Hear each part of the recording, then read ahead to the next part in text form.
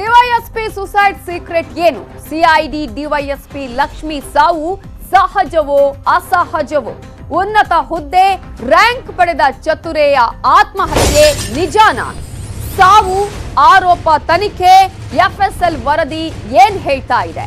CID DYSP Lakshmi ಆತ್ಮಹತ್ಯೆ ಪ್ರಕರಣದಲ್ಲಿ twist ಮೇಲೆ ಟ್ವಿಸ್ಟ್, ಅನುಮಾನದ ಮೇಲೆ ಅನುಮಾನ. ಸಾವು ಆರೋಪ ತನಿಖೆ ಎಫ್ಎಸ್ಎಲ್ ವರದಿ ಏನ್ ಹೇಳ್ತಾ ಇದೆ?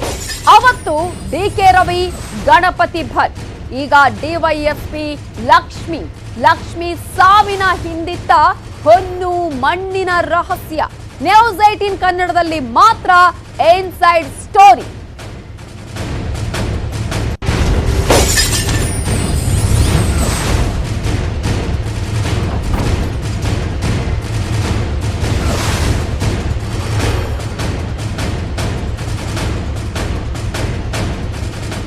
ಡಿವೈಎಸ್ಪಿ ಲಕ್ಷ್ಮಿ ಆತ್ಮಹತ್ಯೆ ಪ್ರಕರಣದಲ್ಲಿ ಅನೇಕ ಅನುಮಾನಗಳಿದೆ. ಹಾಗಾದ್ರೆ ಆ ಅನುಮಾನಗಳು ಏನು? ಯಾಕೆ ಈ ಅನುಮಾನಗಳು ಬಂದಿದೆ ಅಂತ ನೋಡ್ತಾ ಹೋಗೋದಾದ್ರೆ, ಆತ್ಮಹತ್ಯೆ ಅನುಮಾನ ಒಂದರಲ್ಲಿ ಕೌಟುಂಬಿಕ ಕಲಹ ಈ ಆತ್ಮಹತ್ಯೆಗೆ ಕಾರಣ ಅಂತ ಹೇಳಲಾಗಿದೆ. ಹಣದ ವ್ಯವಹಾರ ಆತ್ಮಹತ್ಯೆಯನ್ನ ಮಾಡ್ಕೊಂಡಿದ್ದಾರೆ ಇದೇ ಕಾರಣಕ್ಕಾಗಿ ಅಂತಾನೂ ಹೇಳಲಾಗ್ತಿದೆ. ಅನುಮಾನ 3, ನಶೆ ಖಿನ್ನತೆ ಇತ್ತು, ಅದೇ ಕಾರಣಕ್ಕಾಗಿ ಆತ್ಮಹತ್ಯೆ ಮಾಡಿಕೊಂಡ್ರು ಅನ್ನುವ ಮಾತುಗಳು ಕೇಳಿ ಬರ್ತಾ ಇದೆ. ಅನುಮಾನ 4, ಕೊಲೆ ಮಾಡಿರುವ ಶಂಕೆ ಕೂಡ ಈ ಒಂದು ಪ್ರಕರಣದಲ್ಲಿ ಈಗ ಎದ್ದು ಕಾಣಿಸ್ತಾ ಇದೆ. ಹಾಗಾಗಿ ಅನೇಕ ಅನುಮಾನಗಳು ಕೂಡ ಇದೆ. ಆತ್ಮಹತ್ಯೆಯೇ ಅನ್ನೋದಕ್ಕೆ ಯಾವುದೇ ರೀತಿಯಲ್ಲೂ ಕೂಡ ಪುರಾವೆಗಳು ಬೇಕಾಗುತ್ತೆ, ಸಾಕ್ಷಿಗಳ ಸಂಗ್ರಹ ಆಗ್ತಾ ಇದೆ. ಇದು ಅನುಮಾನ 1. ಇನ್ನು ಡೌಟ್ 1 ಏನು ಅಂತ ನೋಡೋದಾದ್ರೆ, ಲಕ್ಷ್ಮಿ ಆತ್ಮಹತ್ಯೆ ಪ್ರಕರಣದಲ್ಲಿ ಕೌಟುಂಬಿಕ ಕಲಹ ಇತ್ತು. 2012ರಲ್ಲಿ ನವೀನ್ ಅನ್ವರನ್ನ ಪ್ರೀತಿಸಿ ಮದುವೆ ಆಗಿದ್ದಾರೆ. ಲಕ್ಷ್ಮಿ 8 ವರ್ಷಗಳಾದ್ರೂ ಮಕ್ಕಳಾಗ್ಲಿಲ್ಲ ಅನ್ನುವ ಕೊರಗು ವೈಮನಸ್ಸು ಇತ್ತು. ಹಲವು ಬಾರಿ ಸಣ್ಣ ಪುಟ್ಟ ವಿಷಯಕ್ಕೂ ಕೂಡ ಇವರಿಬ್ಬರ ಮಧ್ಯೆ ಜಗಳ ಆಗ್ತಾ ಇತ್ತು. ಅಪ್ಪನ ಜೊತೆ ಲಕ್ಷ್ಮಿ ಅವರ ಒಡನಾಟ ಬಹಳ ಕಡಿಮೆ ಇತ್ತು. ಎಲ್ಲರೂ ಬೇಡ ಅಂತ ಹೇಳಿದ್ರು ಕೂಡ ಈ ಒಂದು ವಿಚಾರಕ್ಕೆ ಸಂಬಂಧಪಟ್ಟ ಹಾಗೆ ಮದುವೆ ಆದ್ರೂ ಯಾರು ಬೇಡ ಅಂತ ಹೇಳಿ ಮನನೊಂದು ಸಾವನ್ನಪ್ಪಿದ್ರ ಅನ್ನುವಂತಹ ಪ್ರಶ್ನೆ ಕೂಡ ಇದೆ. ಅನುಮಾನ 1ರಲ್ಲಿ ಕೌಟುಂಬಿಕ ಕಲಹ ಈ ಒಂದು ಆತ್ಮಹತ್ಯೆಗೆ ಕಾರಣ ಆಯ್ತಾ ಅನ್ನುವಂತಹ ಅನೇಕ ಅನುಮಾನಗಳು, ಪ್ರಶ್ನೆಗಳು ಇದೆ. ಆ ವಿಚಾರಕ್ಕೆ ಸಂಬಂಧಪಟ್ಟ ಹಾಗೆ ಮದುವೆದು ಕೂಡ ಒಂದು ಪ್ರಮುಖ ವಿಚಾರವಾಗುತ್ತೆ. ಮನೆಯವರಿಗೆ ಇಷ್ಟ ಇರ್ಲಿಲ್ಲ, ಆದ್ರೂ ಕೂಡ ತಾನು ಇಷ್ಟಪಟ್ಟು ಮದುವೆ ಆಗ್ತಾರೆ ನವೀನ್ ಅನ್ನ. ಹಲವು ಬಾರಿ ದಂಪತಿ ಮಧ್ಯೆ ಸಣ್ಣ ಪುಟ್ಟ ಜಗಳ ಕೂಡ ಆಗತ್ತೆ. ಅನುಮಾನ 2, ಲಕ್ಷ್ಮಿ ಆತ್ಮಹತ್ಯೆ ವಿಚಾರಕ್ಕೆ ಸಂಬಂಧಪಟ್ಟ ಹಾಗೆ ಹಣದ ವ್ಯವಹಾರದ ವಿಚಾರಕ್ಕೇನಾದ್ರೂ ಆತ್ಮಹತ್ಯೆಯನ್ನ ಮಾಡ್ಕೊಂಡ್ರ? ಬಿಬಿಎಂಪಿ ಕಾಂಟ್ರಾಕ್ಟರ್ ಆಗಿದ್ರು ಸ್ನೇಹಿತ ಮನೋಹರ್. ಬರಿಗೈಯಲ್ಲಿದ್ದ ಮನೋಹರ್ ಈಗ ಕೋಟ್ಯಾಧಿಪತಿಯಾಗಿದ್ದು, ಲಕ್ಷ್ಮಿಯ ಕೃಪಾ ಕಟಾಕ್ಷದಿಂದನೇ ಶ್ರೀಮಂತನಾಗಿರೋದು ಮನೋಹರ್. ಸೊ ಗುತ್ತಿಗೆದಾರ ಮನೋಹರ್ ಜೊತೆ ಲಕ್ಷ್ಮಿ ಒಡನಾಟವನ್ನ ಇಟ್ಟುಕೊಂಡಿದ್ರು. ವ್ಯವಹಾರದಲ್ಲಿ ವೈಮನಸ್ಸು ಬಂದು ಸಾವಿಗೆ ಇದುವೇ ಕಾರಣ ಆಯ್ತಾ ಅನ್ನುವಂತಹ ಮತ್ತೊಂದು ಅನುಮಾನ ಕೂಡ ಇದೆ ಹಣದ ವ್ಯವಹಾರಕ್ಕೆ ಸಂಬಂಧಪಟ್ಟ ಹಾಗೆ. ಅನುಮಾನ 3, ನಶೆ ಮತ್ತು ಖಿನ್ನತೆಗೆ ಸಂಬಂಧಪಟ್ಟ ಹಾಗೆ. ನಿನ್ನೆ ಸಂಜೆ ಪಾರ್ಟಿಯನ್ನ ಕೂಡ ಮಾಡಿದ್ರು, ಆ ಸಂದರ್ಭದಲ್ಲಿ ಮದ್ಯ ಏನಾದ್ರೂ ಸೇವಿಸಿದ್ರ? ನಶೆಯ ಅಮಲಿನಲ್ಲಿ 5ರ ಮಧ್ಯೆ ಜಗಳ ಆಯ್ತಾ? ಸಂಸಾರದ ಬಿರುಕು ಸ್ನೇಹದಲ್ಲೂ ಕೂಡ ಮೂಡ್ತಾ ಅನ್ನುವ ಪ್ರಶ್ನೆ ಇದೆ. ಗಂಡನ ಕಿರುಕುಳ ಇತ್ತು ಅನ್ನುವಂತಹ ಚಿಕ್ಕಮ್ಮನ ಹೇಳಿಕೆ ನಿಜವಾದುದ್ದೇನಾ? ಅದಕ್ಕೆ ಮಾನಸಿಕ ಖಿನ್ನತೆಯಿಂದ ಆತ್ಮಹತ್ಯೆಯನ್ನ ಮಾಡ್ಕೊಂಡ್ರ ಅನ್ನುವಂತಹ ಅನುಮಾನ ಈ ಒಂದು ಪ್ರಕರಣದಲ್ಲಿ ಈಗ ಕಾಣಿಸ್ತಾ ಇದೆ. ಅನುಮಾನ 4ರಲ್ಲಿ ನೋಡ್ತಾ ಹೋಗೋದಾದ್ರೆ, ಕೊಲೆಯ ಶಂಕೆ ಕಾಣಿಸ್ತಾ ಇದೆ ಅಂತ ಹೇಳಿ ಅವರ ತಂದೆ ಹೇಳ್ತಾರೆ. ಕಿಟಕಿಯ ಕಂಬಿಗೆ ನೇಣು ಬಿಗಿದುಕೊಂಡು ಆತ್ಮಹತ್ಯೆಯನ್ನ ಮಾಡ್ಕೊಂಡಿದ್ದಾರೆ.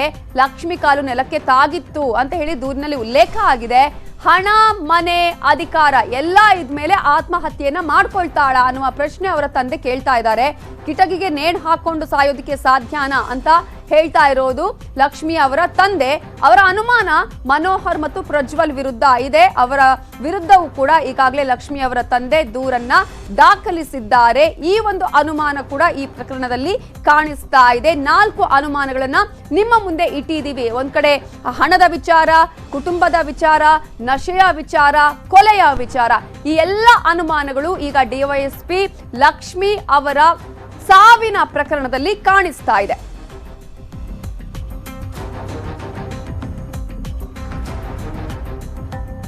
4 ಅನುಮಾನಗಳನ್ನ ನಾವು ನಿಮ್ಮ ಮುಂದಿಟ್ಟಿದ್ದೀವಿ. ಏನೇನಾಗಿದೆ, ಯಾರ್ಯಾರು ಏನ್ ಹೇಳಿದ್ದಾರೆ ಅಂತ ಹೇಳಿ. ಹಣ ಆಸ್ತಿ ಎಲ್ಲ ಕೂಡ ಇತ್ತು, ಆದ್ರೆ ಯಾಕೆ ಈ ತರ ಮಾಡ್ಕೊಂಡ್ಲೋ ಗೊತ್ತಿಲ್ಲ. ನನ್ನ ಜೊತೆನೂ ಕೂಡ ಆಕೆ ಅಷ್ಟೊಂದು ಮಾತಾಡ್ತಿರ್ಲಿಲ್ಲ, ಆದ್ರೆ ಆತ್ಮಹತ್ಯೆ ಸುಳ್ಳು ಅನ್ನುವಂತಹ ಮಾತನ್ನ ಲಕ್ಷ್ಮಿ ಅವರ ತಂದೆ ಹೇಳಿದ್ದಾರೆ. ಹಾಗಾದ್ರೆ ಅವರ ಅನಿಸಿಕೆ ಏನು ನೋಡಿ.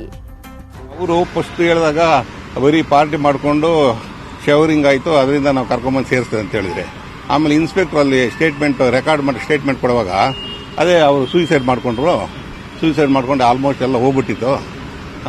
ಅದೇ ಒಂದು ಬಾಗಿಲು ಹಾಕೊಂಡ್ಬಿಟ್ಟು ಒಳಗಡೆ ಹೋಗಿ ನೋಡಿದ್ರೆ ಆ ಕಿಟಕಿ ಸರಳುಗಳಿಗೆ ಆ ವೇಲೆಯನ್ನು ಕಟ್ಬಿಟ್ಟು ಎಲ್ಲ ಬಿಕ್ಕೊಂಡು ಸಾಯಿಸ್ತಿದ್ರು. ಆಮೇಲೆ ನಾವು ಇಲ್ಲಿ ಹಾಸ್ಪಿಟ್ಲಿಗೆ ಎತ್ಕೊಂಡ್ಬಂದ್ವಿ ಅಂತ ಹೇಳಿದ್ರು. ಅಂದರೆ ಎಲ್ರಿಗಿದ್ದಾಗ ಇತ್ತು. ಆಕ್ಚುಲಿ ಅವ್ರಿಗೆ ಸುಮಾರು ಒಂದು 2012 ಮದುವೆ ಆಗಿದ್ದು. ಅಲ್ಲೇ ಸ್ವಲ್ಪ ಸಣ್ಣ ಪುಟ್ಟ ಜಗಳ ಮಾಡ್ಕೊತಾ ಇದ್ರು ಅವಾಗ ಅವರು. ಮಕ್ಕಳಿಲ್ಲ ಅಂದ ಆ ವಯಸ್ಸು ಅವ್ರಿಗೇನು 50 ವರ್ಷ ಏನಾಗಿಲ್ಲ. ಇನ್ನು ಅವ್ರ ಬ್ಯಾಚ್ ಅವ್ರಿಗೆ ಇನ್ನೂ ಮದುವೆ ಆಗಿಲ್ಲಲ್ಲ. 30 ಅವರು ಡಿವೈಸ್ಗಳು ಇದಾರಲ್ವಾ, ಅವ್ರ ಬ್ಯಾಚ್ ಅವ್ರಿಗೆ ಇನ್ನೂ ಮದುವೆನೇ ಆಗಿಲ್ಲ. ಇವುಗಳಿಗೆ ಮೊದಲೇ ಆಗಿದೆ ಮದುವೆ. ನಮ್ಮ ಮಗಳು ನನ್ನ ಹತ್ರ ಜಾಸ್ತಿ ಕ್ಲೋಸ್ ಇದ್ದಿಲ್ಲ. ಅವ್ರ ತಾಯಿ ಅವರು ಸಿಸ್ಟರ್ಸ್ ಹತ್ರ ಇರ್ತಾ ಇದ್ರು. ನಾನು ತುಂಬ ಏನಾದರೂ ಇದ್ರೆ ಏನು ಡ್ಯಾಡಿ ಚೆನ್ನಾಗಿದೆ ಹಾಗೆ ಈಗ ಅಂತ ಇದ್ರು ಅಷ್ಟೇ. ಉಳಿದಿದ್ದೇನಾದ್ರೂ ಸಮಸ್ಯೆ ಅಂದರೆ ಅವ್ರಿಗೇನು ಅಪ್ಪ ಕಡೆ ಏನು ಸಮಸ್ಯೆ ಇಲ್ಲ. ಅವರ ತಂದೆ ಮಾತನಾಡಿದ್ದನ್ನ ನೋಡಿದ್ರಿ, ಅವರ ಅನುಮಾನವನ್ನ ನೀವು ಗಮನಿಸಿದ್ರಿ. ಅವರ ಚಿಕ್ಕಮ್ಮ ಲಕ್ಷ್ಮಿ, ಅವರ ಚಿಕ್ಕಮ್ಮ ನಾಗಲಕ್ಷ್ಮಿ ಕೂಡ ಒಂದಷ್ಟು ಅನುಮಾನಗಳನ್ನ ವ್ಯಕ್ತಪಡಿಸಿದ್ದಾರೆ. ನನ್ನ ಮಗಳ ರೀತಿಯಾಗಿ ಇದ್ಲು ಅನ್ನೋದ್ರ ಬಗ್ಗೆ ಕೂಡ ಹೇಳಿದ್ದಾರೆ. ಅವರ ಹೇಳಿಕೆ ಏನು ನೋಡಿ. ನನ್ನ ಮಗ ಜರ್ಮನಿಲಿದ್ದಾನೆ, ಅವಳು ನನ್ನ ಮಗಳು. ನನ್ನ ಮಗನಿಗಿಂತ ಅವಳು ಅಷ್ಟು ನಾನು ಚಿಕ್ಕದಿಂದ ಅಷ್ಟು ಚೆನ್ನಾಗಿ ಸಾಕಿದ್ದೆ. ಇದು ಸಡನ್ ಆಗಿ 11 ಗಂಟೆ ರಾತ್ರಿ ಫೋನ್ ಬಂತು. ಈ ಥರ ಅವಳು ನಮಗೆ ಏನೂ ಹೇಳಿಲ್ಲ. ಈ ಥರ ಅವಳಿಗೆ ಉಸಿರಾಡೋಕ್ಕಾಗ್ತಾ ಇಲ್ಲ, ಪಲ್ಸ್ ರೇಟ್ ಕಮ್ಮಿ ಆಗಿದೆ ಅಂತ ಫೋನ್ ಬಂತು. ಆಮೇಲೆ ಏನು ಮಾಡೋದು, ಅವರಪ್ಪ ಅವರ ತಂಗಿ ಎಲ್ಲ ಹೊರಟ್ರು. ಹೌದಾ, ಬೇರೆ ಹಾಸ್ಪಿಟ್ಲಿಗೆ ಶಿಫ್ಟ್ ಮಾಡಬೇಕು ಅಂತ.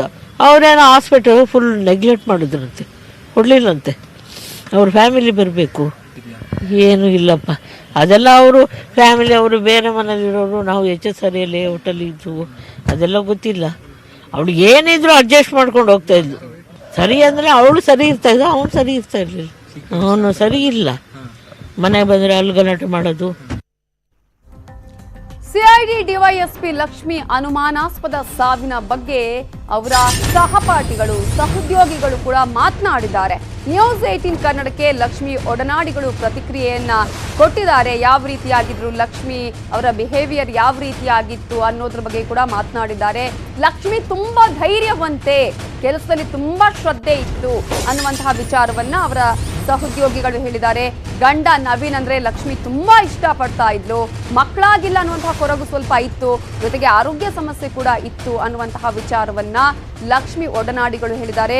ಕೌಟುಂಬಿಕ ಸಮಸ್ಯೆ ಹಿನ್ನೆಲೆ ಹೀಗೆ ಮಾಡ್ಕೊಂಡಿದ್ದಾಳೆ ಅಂತ ಅನ್ಸತ್ತೆ ಅನ್ನುವಂತಹ ಅನುಮಾನವನ್ನ ಅವರು ವ್ಯಕ್ತಪಡಿಸಿದ್ದಾರೆ.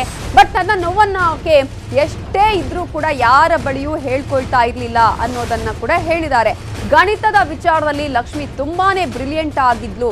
ಇಲಾಖೆಗೂ ಬರೋಕ್ಕೂ ಮುನ್ನ ಆಕೆ ವಿದ್ಯಾರ್ಥಿಗಳಿಗೆ ಪಾಠ ಮಾಡ್ತಿದ್ಲು. ಬಿಡುವ ಇರುವ ಸಮಯದಲ್ಲಿ ಪೇಂಟಿಂಗ್ ಸಹ ಮಾಡ್ತಾ ಇದ್ಲು ಅಂತ ಹೇಳಿ ನ್ಯೂಸ್ 18 ಕನ್ನಡಕ್ಕೆ ಲಕ್ಷ್ಮಿ ಒಡನಾಡಿಗಳು ಪ್ರತಿಕ್ರಿಯೆಯನ್ನ ಕೊಟ್ಟಿದ್ದಾರೆ.